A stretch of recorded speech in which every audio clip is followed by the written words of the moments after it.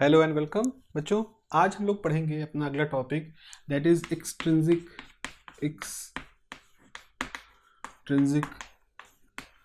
Semi conductor. तो इसका मतलब है कि अगर हमारे लिए इंट्रिंसिक सेमीकंडक्टर एक प्योर सेमीकंडक्टर था जिसके बारे में हमने पिछली बार बात की थी, तो एक्सट्रिंसिक सेमीकंडक्टर जो होगा वो इम्प्योर सेमीकंडक्टर होगा। यहाँ दो सवाल उठते हैं कि क्या इम्प्योरिटी नेचुरल तरीके से सेमीकंडक्टर के साथ जुड़ी होती है या हम अपनी तरफ से उसमें इम्प्योरिटी ऐड करते हैं। तो यहाँ पर हमारा जवाब ये होगा कि हम पर्पजली अपने प्योर सेमीकंडक्टर को इम्प्योरिटी से फिल करके उसको इम्प्योर करते हैं, इम्प्योरिटी मिला के उसको इम्प्योर करते हैं, यानी एक्सट्रिंसिक बनाते हैं। द क्वेश्चन इज, ऐसा क्यों करते हैं? क्योंकि जब हम ऐसा करते हैं, जब हम उसमें एक स्पेसिफिक टाइप की इम्प्योरिटी को ऐड करते हैं, तो हम ये देखते हैं कि उस सेमीकंडक्टर की, कौन से सेमीकंडक्टर की, इंट्रिंसिक सेमीकंडक्टर की कंडक्टिविटी एकदम से बढ़ जाती है, कई गुना बढ़ जाती है, 500-700 गुना बढ़ जाती है। तो इसका मतलब क्या है कि जब हम इम्प्योरिटी मिलाते हैं तो हम उस मटेरियल के अंदर जो चार्ज कैरियर्स हैं, अब चार्ज कैरियर में इलेक्ट्रॉन भी आते हैं, होल भी आते हैं, तो जैसे हम उसमें इम्प्योरिटी मिलाते हैं तो जो उसके चार्ज कैरियर्स होते हैं उनका कंसंट्रेशन बढ़ जाता है। यानी कि ये जो इम्प्योरिटी मिलाई गई है इसने उस प्योर सेमीकंडक्टर के अंदर जा करके जो मटेरियल है उसकी कंडक्टिविटी बढ़ा दी, यानी नंबर ऑफ इलेक्ट्रॉन बढ़ा दिए या नंबर ऑफ होल बढ़ा दिए। तो अब कौन बढ़ रहा है, कैसे बढ़ रहा है, वो हमारा आज का टॉपिक होने वाला है। तो एक बार आप यहाँ पे समझो, यहाँ हम इम्प्योरिटी ऐड करके कंडक्टिविटी को इन्हांस करने वाले हैं। तो ये एक बहुत ही इंपॉर्टेंट चीज़ है क्योंकि हम चाहते हैं, हमारा पर्पस यही है कि हम ऐसा करें, अपने प्योर सेमीकंडक्टर को और अच्छा कंडक्टर प्रॉपर्टी दे करके उसको अपने यूटिलाइजेशन में ला सकें। तो ये जो प्रोसेस होता है, मतलब कौन सा प्रोसेस कि आपके पास जैसे मान लीजिए ये कैसा है, ये हमारा इंट्रिंसिक, सपोज ये हमारा इंट्रिंसिक सेमीकंडक्टर रिप्रेजेंट हो रहा है, हमने इसके साथ इम्प्योरिटी ऐड कर दी, और जिसकी वजह से क्या बन गया, हमारा एक्सट्रिंसिक सेमीकंडक्टर हो गया। फ़ायदा क्या हुआ, अगर इसकी कंडक्टिविटी x थी और आपने इसके अंदर इम्प्योरिटी मिला दिया तो आप समझ लीजिए कि आप हो सकता है कि जो एक्सट्रिंसिक सेमीकंडक्टर बनाए उसकी इम्प्योरिटी पहले की तुलना में 1000 टाइम तक बढ़ चुकी हो। वो हमारे कंसंट्रेशन कई फैक्टर पर डिपेंड करता है, पर फिलहाल हम कंसंट्रेशन मतलब जो मिला रहे हैं इम्प्योरिटी उसके बेसिस पर कनेक्टिविटी के इन्हांसमेंट को दिखाते हैं। यहाँ पर जो इम्प्योरिटी होती है इसको एक नाम दिया जाता है, इसको नाम देते हैं डोपेंट। तो अगर आप कह रहे हो हमने इम्प्योरिटी एटम ऐड किए तो हम कहेंगे हमने डोपेंट ऐड किए, जिसकी और इसको डोपेंट कहते हैं। इसीलिए जो पूरा प्रोसेस है, पूरा प्रोसेस क्या है, इंट्रिंसिक के अंदर इम्प्योरिटी ऐड करने को, इसको हम नाम देते हैं डोपिंग। मेरे ख्याल से आपने डोपिंग वर्ड कहीं सुना होगा। डोपिंग वर्ड जो है ये फिजिक्स के अलावा भी कहीं पे सुना होगा, क्योंकि अक्सर जब ओलंपिक वगैरह, जैसे पिछला ओलंपिक गुजरा है या आप कभी इतिहास पढ़ें ओलंपिक में, तो ऐसा बहुत बार, ऐसा कई बार हुआ है कि जब कुछ खिलाड़ी सिर्फ उस गेम से उनके पदक, उनके मेडल्स इसलिए वापस ले लिए गए क्योंकि वो डोपिंग के दोषी पाए गए थे। तो वहाँ पर तो डोपिंग ऐसा बताया जाता है कि डोपिंग खराब चीज़ है। एक खिलाड़ी ने डोपिंग के आरोप में पकड़ा गया, फिर उस पर जांच हुई और जांच सही पाई गई तो उसके मेडल ले लिए गए, उस पर बैन लगा दिया गया। तो वो, अगर वो दिमाग, आपके दिमाग में पिक्चर बनी है कि doping is something bad thing, तो ऐसा इस मटेरियल साइंस में नहीं है। मटेरियल साइंस में डोपिंग इज गुड बिकॉज इसकी सहायता से हम कंडक्टिविटी को मैनिपुलेट कर सकते हैं। मैनिपुलेट करने का मतलब है उसको इन्हांस कर सकते हैं अपने हिसाब से, 70 गुना, 100 गुना, 500 गुना। अच्छा, वहाँ पर डोपिंग क्यों कहा जाता है उसको ड्रग्स लेना क्यों नहीं कहा जाता है, उसको नशा एडिक्शन ऐसा कुछ वर्ड क्यों नहीं कहा जाता, वहाँ हम डोपिंग वर्ड क्यों यूज करते हैं कि भाई ये खिलाड़ी डोपिंग के आरोप में पाया गया, इसमें डोपिंग कंफर्म हुई। देखो होता क्या है, जब ये डोपिंग खिलाड़ी, कोई ऐसा नहीं कि खिलाड़ी आप सोचो कि वो गांजा पी के जा रहे हैं या चरस पी के जा रहे हैं, वो सब पी के जाएंगे, वो सब सेवन करेंगे तो उनका तो ब्रेन तो फंक्शनिंग करना बंद कर चुका होगा ना। वो उस तरह के नशा नहीं करते हैं। वो नशा, कई बार क्या होता है, खिलाड़ियों के यूरिन में क्या ट्रेस पाया जाता है, वो दवा जो कि शायद हम जुकाम में खाते हैं, वो पैरासीटामोल या वो ऐसी दवाएं जिनके ट्रेस हम, मतलब एडिक्ट, वो दवाएं ऐसे ही जो कि डॉक्टर प्रिस्क्राइब भी करते हैं, मॉर्फिन वगैरह को, दर्द वगैरह को रोकने की दवाएं जो होती हैं, दर्द के स्टिमुलेशन को बैन करने वाली दवाएं जो होती हैं, वैसी दवाएं वो लोग उनके यूरिन में पाई जाती है। हाँ ये है क्योंकि सब खिलाड़ी दौड़ रहे हैं, थक रहे हैं, दर्द का एहसास हो रहा है, एक ने दर्द को रोकने वाली दवाएं खा रखी हैं, तो जाहिर सी बात उसकी परफॉर्मेंस अच्छी होगी। बस इसी वजह से इक्वलिटी वहाँ डिस्टर्ब होती है और हम कहते हैं कि वो खिलाड़ी डोपिंग में पाया गया है। तो डोपिंग इज समथिंग, वहाँ पर भी वो व्यक्ति उस दवा को लेकर के अपनी परफॉर्मेंस को इन्हांस कर रहा है, इसलिए वहाँ डोपिंग वर्ड यूज करते हैं। यहाँ पर हमारा जो प्योर सेमीकंडक्टर है वो भी इम्प्योरिटी डोपेंट के मिलाने से उसकी कंडक्टिविटी इन्हांस कर जाती है, उसकी परफॉर्मेंस इन्हांस कर जाती है, इसीलिए भी हम यहाँ पे डोपिंग वर्ड यूज कर रहे हैं। तो इस तरह से डोपिंग इज़ अ प्रोसेस जिसमें कि हम कुछ कंज्यूम करते हैं, अपना मटेरियल जो है उसको हम कुछ उसमें कुछ मिक्स करते हैं सो दैट उसकी कंडक्टिविटी इन्हांस कर जाए। सवाल ये है कि इसको करने के तरीके क्या हैं। देखो करने के तरीके हैं, इसे कुछ मेथड्स, अभी थोड़ा सा माइक्रोस्कोपिक मेथड है, जैसे कि जब हम अपने क्रिस्टल को क्रिस्टलाइजेशन बना रहे होते हैं, जब अपने सेमीकंडक्टर क्रिस्टलाइजेशन कर रहे होते हैं, हम लगभग उसी समय उसके अंदर इम्प्योरिटी ऐड कर देते हैं। तो जब क्रिस्टल दर क्रिस्टल, एटम दर एटम हमारा सेमीकंडक्टर बन रहा होता है, डिफरेंट टाइप के नैनो मटेरियल, नैनो प्रोसेसेस हैं, तो जब हम परत दर परत बना रहे होते हैं, अपने एलिमेंट, अपने क्रिस्टल स्ट्रक्चर को क्रिएट कर रहे होते हैं, तो हम उसी समय उसके अंदर क्रिस्टलाइजेशन के समय ही हमने उसके अंदर इम्प्योरिटी ऐड कर दी। या एक और प्रोसेस होता है, इसको हम कहते हैं आयन इम्प्लीमेंटेशन, ऐसा करके होता है, इसमें कि हम बाहर से ऐसा करते हैं कि इम्प्योरिटी आइटम ऐड करते हैं, और वो इम्प्योरिटी आइटम जब क्रिस्टल के अंदर जाता है तो किसी सेमीकंडक्टर के आइटम को रिप्लेस करके अपना उसकी जगह ले लेता है। तो या तो एक तरीका तो ये है कि आप जब एटम दर एटम अपना क्रिस्टल ग्रो कर रहे हो तो उसी बीच में आपने एक इम्प्योरिटी आइटम भी इसमें ऐड कर दिया, इस तरह से कुछ ऐड कर दिया, इस तरह से कुछ ऐड कर दिया। तो जो ये हम देख रहे हैं अलग अलग कलर के, ये हमारे इम्प्योरिटी आइटम है, मान लो ये हमारा इम्प्योरिटी आइटम है। तो इस तरह से हमने क्रिस्टलाइजेशन के दौरान ही ये प्रोसेस को अश्योर कर लिया कि हमारा इम्प्योरिटी इसके अंदर ऐड हो जाए, या आयन इम्प्लीमेंटेशन अगर हम कर दिए। तो हम उस नैनो प्रोसेस की तरफ नहीं जा रहे, बस आप ये सोचो कि we have certain tools, we have certain methods, जिसके अब एक हीट ट्रीटमेंट भी होता है। सो बाय दोज मेथड्स हम क्या करने वाले हैं, हम अपने प्योर सेमीकंडक्टर को किसी इम्प्योरिटी के साथ, किसी डोपेंट मॉलिक्यूल के साथ अटैच कर देंगे। अच्छा, अब अगला सवाल ये होता है, ओके अब मुझे आइडिया लग गया है कि आप इम्प्योरिटी इसलिए ऐड करने वाले हो ताकि आप अपने प्योर सेमीकंडक्टर की जो एफिशिएंसी है उसको इम्प्रूव कर सको, उसको आप बेहतर कर सको। ओके, आई एग्री, बट कौन किसको मिलाने वाले हैं, हम क्या मिलाने वाले हैं सेमीकंडक्टर के अंदर? क्या सेमीकंडक्टर के अंदर हम किसी तरह का हाइड्रोकार्बन मिलाने वाले हैं, इम्प्योरिटी के रूप में किसी तरह का लिक्विड मिलाने वाले हैं? तो नहीं। देखो जरा सा, जैसे फोर्थ ग्रुप जो होता है, मैंने आपसे बात की थी कल कि फोर्थ ग्रुप जो है उसमें हमारा कार्बन होता है, सिलिका होता है, जर्मेनियम होता है, स्ट्रॉन्शियम, एंटीमनी, ये सब। तो ये है फोर्थ ग्रुप जिसमें कि सेमीकंडक्टर मूल रूप से रहते हैं। इससे इधर जो है आपके पास कौन है, थर्ड ग्रुप है, और इसके इधर आपके पास कौन है, फिफ्थ ग्रुप है। तो देखो अगर हम एटॉमिक रेडियाई की बात करें, एटॉमिक रेडियाई की बात करें, इसमें बोरोन होगा, एल्युमिनियम वगैरह होगा, इसमें फास्फोरस होगा, इंडियम वगैरह है।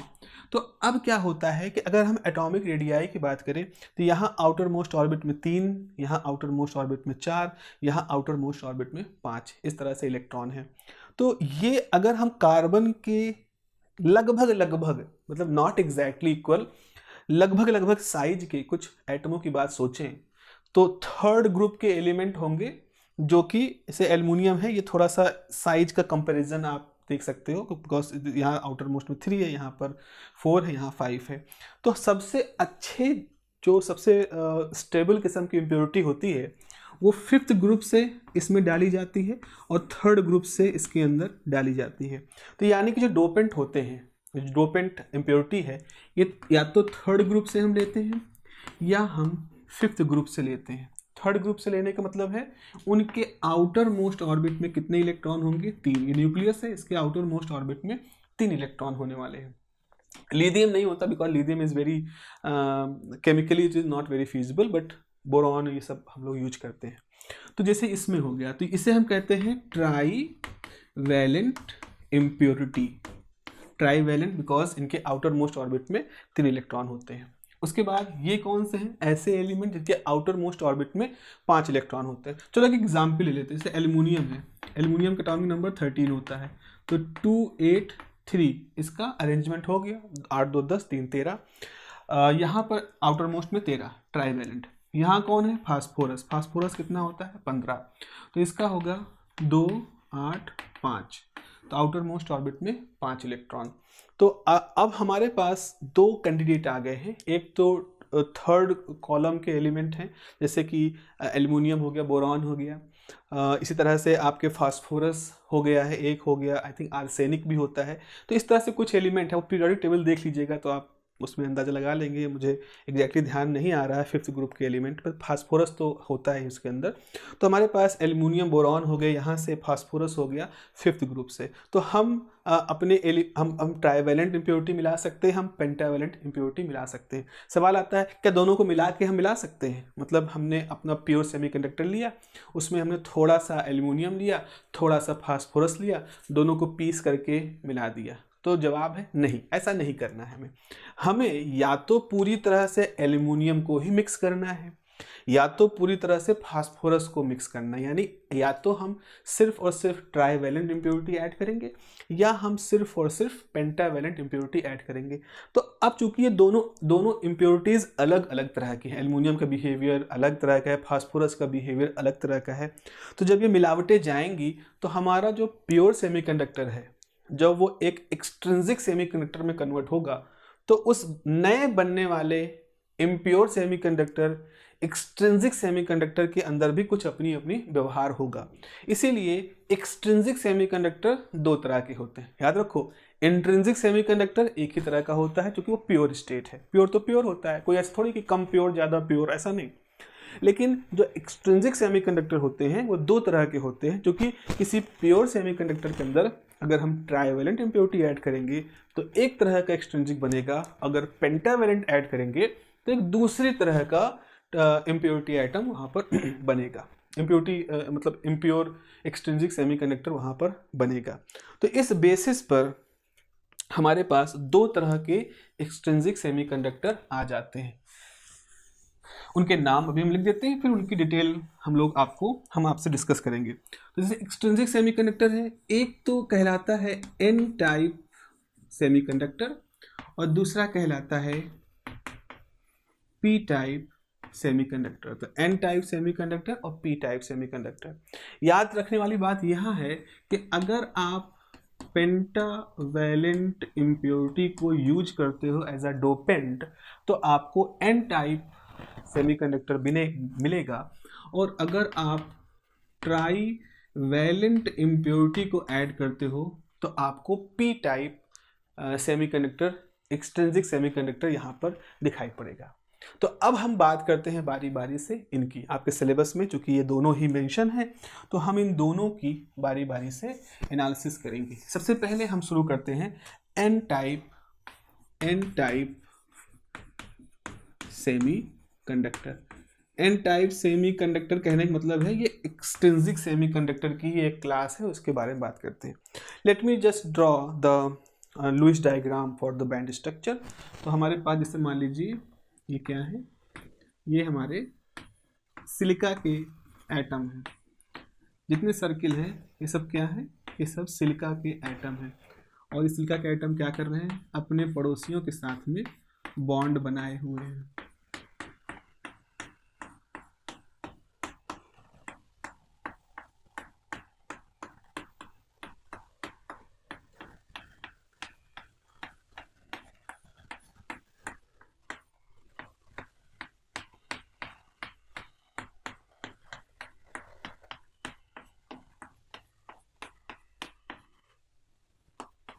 ओके।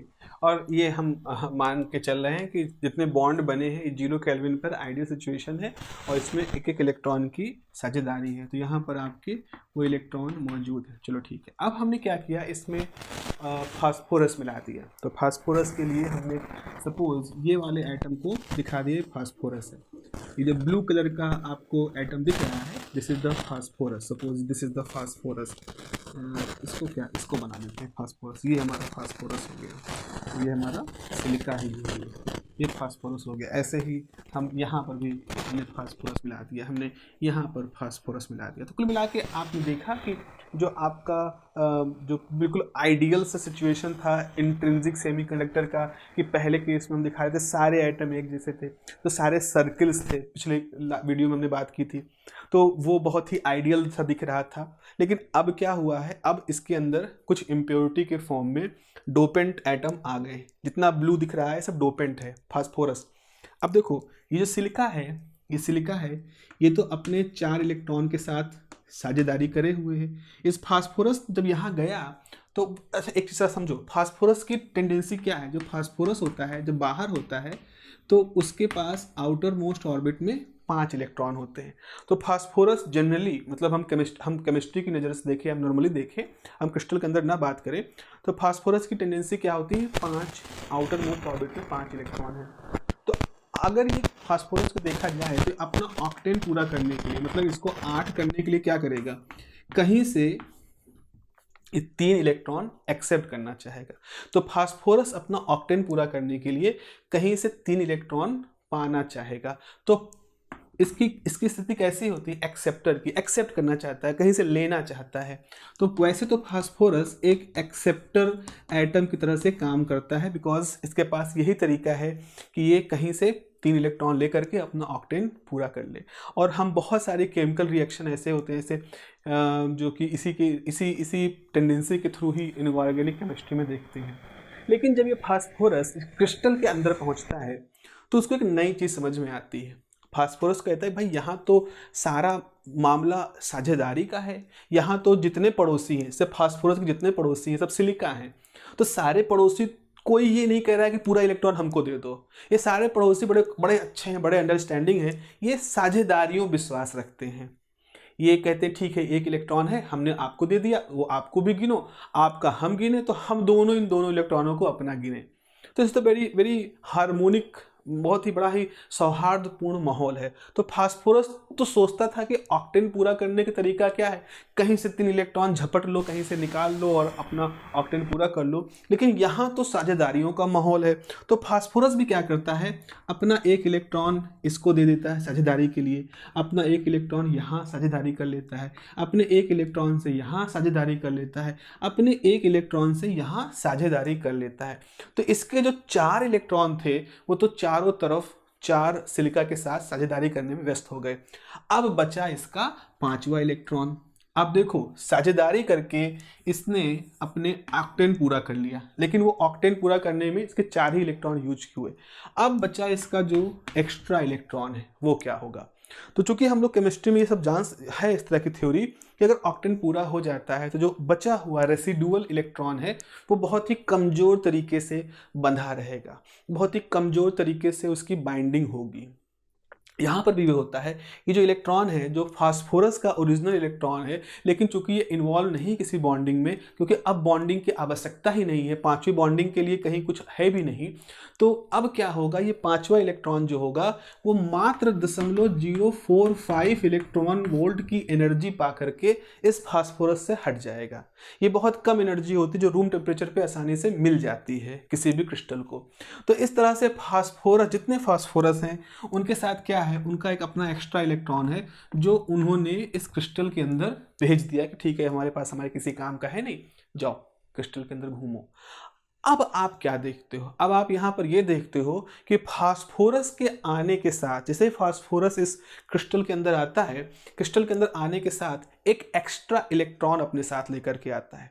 ये एक्स्ट्रा इलेक्ट्रॉन जो क्रिएट हुआ है ये सिर्फ इसलिए क्रिएट हुआ है क्योंकि फास्फोरस यहाँ पर आया है और उस फास्फोरस के पास 5 इलेक्ट्रॉन है, 4 ने 4 बॉन्ड बना लिए, 5वां वहाँ पर कम बाइंडिंग एनर्जी के होने की वजह से आराम से फ्री होकर घूम रहा है।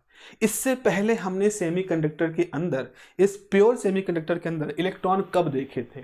हमने देखा था इलेक्ट्रॉन तब हो रहे थे जब बॉन्ड टूट रहा था और एक होल बन रहा था। एक होल बनता है, जैसे यहाँ एक होल बना और एक इलेक्ट्रॉन बाहर गया।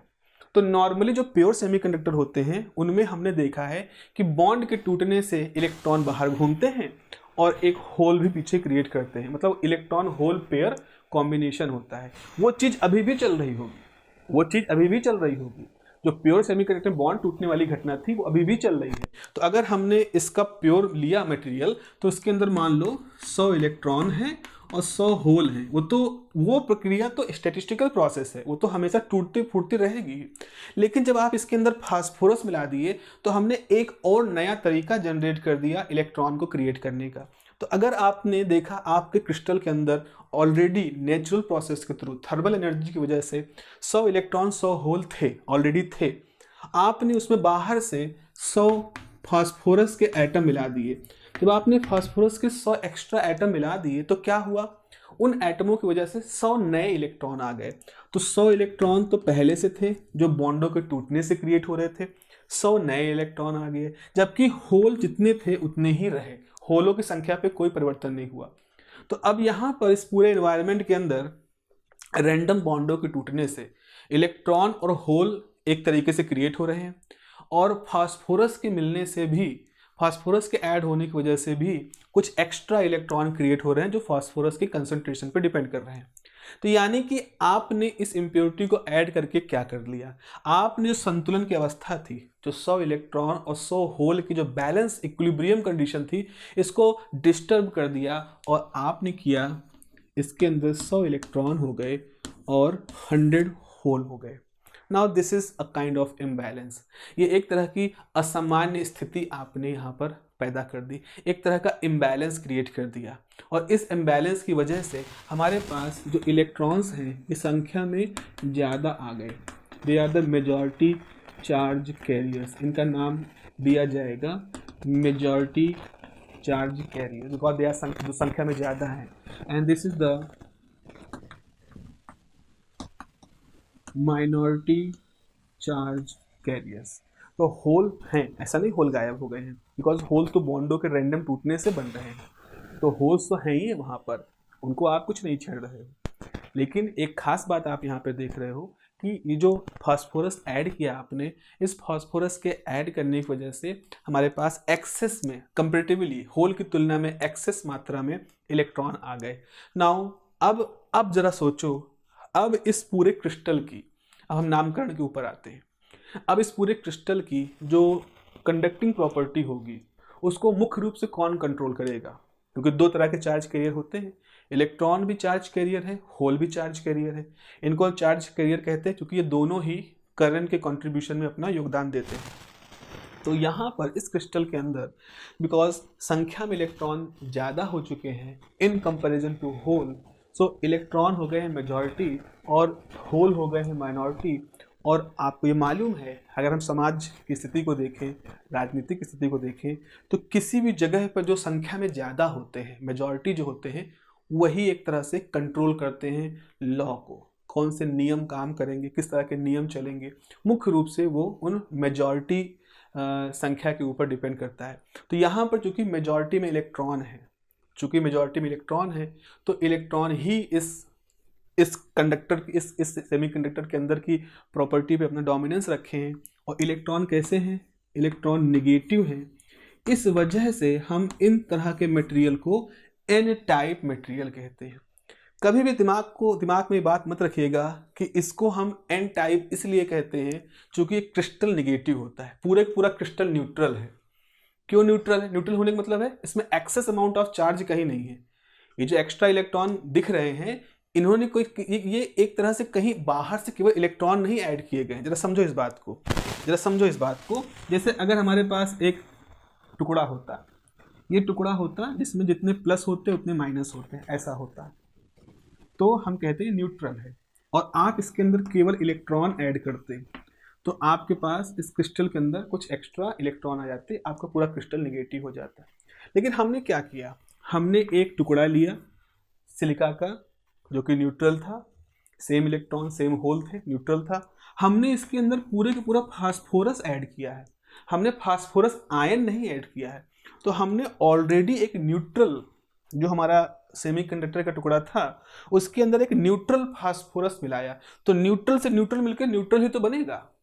हाँ, ये फास्फोरस अंदर जाता है, अपने बॉन्डों के साथ कोलैबोरेट करता है, एक इलेक्ट्रॉन को लूज कर देता है, लेकिन वो इलेक्ट्रॉन क्रिस्टल के अंदर ही रहता है। अगर वो इलेक्ट्रॉन क्रिस्टल के अंदर है तो इसी का ही वो साथी है, वो यहाँ है, कहीं घूम रहा है, पर है तो इसी का ही। तो इसीलिए पूरे का पूरा क्रिस्टल जो होता है वो रहता है न्यूट्रल है, क्रिस्टल निगेटिव नहीं होता। ये बॉन्डों की स्थिति ऐसी होती है कि एक इलेक्ट्रॉन वहाँ घूमने के लिए फ्री हो चुका, उसके पास काम नहीं है तो वो घूम रहा है और कंडक्टिविटी में कंट्रीब्यूट कर रहा है, और साथ ही साथ इस तरह का इम्बैलेंस क्रिएट कर दे रहा है इलेक्ट्रॉन होल की संख्या में। तो इस तरह आपको समझना यह है कि एन टाइप सेमीकंडक्टर कहने का मतलब ये कतई नहीं होता कि नेगेटिव टाइप सेमीकंडक्टर। अगर इसकी अर्थ समझना है तो इसका मतलब ये है एन टाइप मीन्स कि इस सेमीकंडक्टर के अंदर negatively charge electrons are in the majority and the positively charge holes are in the minority and the rule is govern by the N type and negatively type charge carriers. This is the complete meaning of saying N type semiconductor. ठीक है, तो इस तरह से हम अपने इस N type semiconductor के बारे में बात करते हैं। और आखिरी में हमने क्या सीखा कि इसके अंदर किस तरह की स्थिति होती है। इसके अंदर हमारे पास कंडक्शन बैंड और इसके अंदर हमारे पास इलेक्ट्रॉन्स मेजॉरिटी में होते हैं और होल्स जो होते हैं वो माइनॉरिटी में होते हैं। ठीक है, अच्छा एक और बहुत खास बात देखो, मैं एक चीज़ बहुत यहाँ पर फिर से मेंशन करना चाहूँगा। हमारा फास्फोरस देखो क्या स्थिति है, इससे हम बहुत ही अच्छा सबक सीख सकते हैं आम जीवन में भी। ये फास्फोरस जो कि सामान्य रूप से आम जीवन में, ये समझिएगा, आम जीवन में इसके पास 5 इलेक्ट्रॉन होते हैं। ये बेचारा किसी तरह से 3 इलेक्ट्रॉनों को मांग करके, भिक्षा मांग करके अपना काम चलाता है। तो एक तरह से ये भिखारी की तरह से है भाई, यहाँ पर तो भिखारी की तरह से ही है, कहीं से भाई 3 इलेक्ट्रॉन दे दो हमारा ऑक्टेन पूरा हो जाए।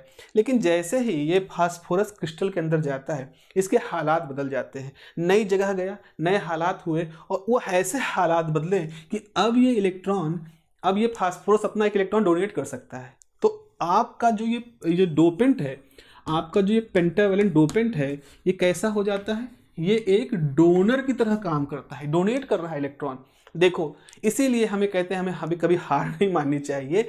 हमें नहीं पता, हमें हमेशा अपने आप को पुश करना चाहिए अब जिस स्थिति में है उससे किसी बेहतर स्थिति में जाने के लिए, बिकॉज वी डोंट नो, हो सकता है कोई नई सिचुएशन, कोई नया फील्ड, कोई नया आइडिया, कोई नया एंडेवर, कुछ ऐसा हो जो आपके हालात को एकदम 180 चेंज कर दे। So never give up, never ever give up, and this is the key point that I always follow कि never give up, just chase your passion, just chase your अपने जो आपका जो मोटिवेशन है, एक कोई बड़े मोटिवेशन को चेंज करो, बिकॉज यू डोंट नो जब फास्फोरस किस्मत बदल सकती है, जो कि बाहर भिखारी रहता है, क्रिस्टल के अंदर जाते ही राजा बन जाता है, डोनेट करने वाला होता है। तो अब ये किसी के साथ भी हो सकता है। So this is a very good lesson for us कि we have to change our passion, या हमें हमेशा अपने आप को, अपने हालात को बदलने के लिए, अगर हम उससे संतुष्ट नहीं हैं और हमें लगता है कि हम उससे बेहतर कर सकते हैं, तो हमें हमेशा एक पॉजिटिव माइंडसेट के साथ वो प्रयत्न करते रहना चाहिए। चलिए, ये हो गया हमारे पास एन टाइप सेमीकंडक्टर की बात।